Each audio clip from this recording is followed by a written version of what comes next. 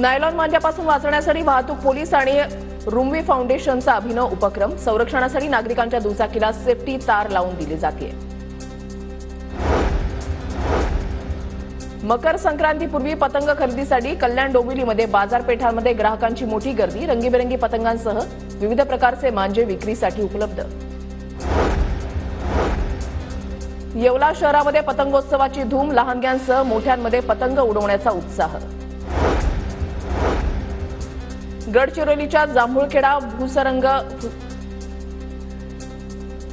स्फोटामध्ये शहीद झालेल्या 18 जवानांच्या पाल्यांना शिक्षणाची मदत। मुंबईतील जैन जागृती केंद्र, सेंट्रल बोर्ड चॅरिटेबल ट्रस्टकडून प्रत्येकी 1 लाख रुपयांचं सहकार्य।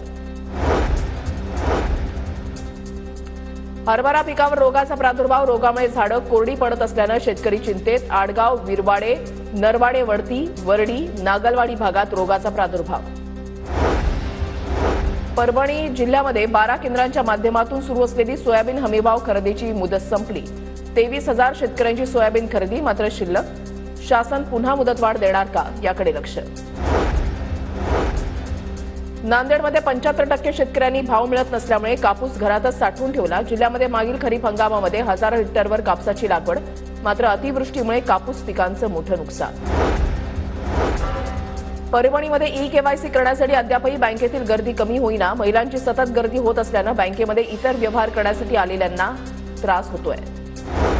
अकोला जिल्हा सामान्य रुग्णालय HMPVसाठी सज्ज। रुग्णालयामध्ये 20 रुग्णशय्या आरक्षित।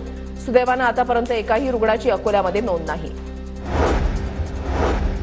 चंद्रपूरच्या वनविभाग पथकाकडून धाराशिवमधील वाघाचा शोध। मानवी वस्तीमध्ये दहशत पसरवणाऱ्या वाघाचा शोध सुरू। सह्याद्री अभयारण्यामध्ये वाघाची मुक्तता करण्यात येणार।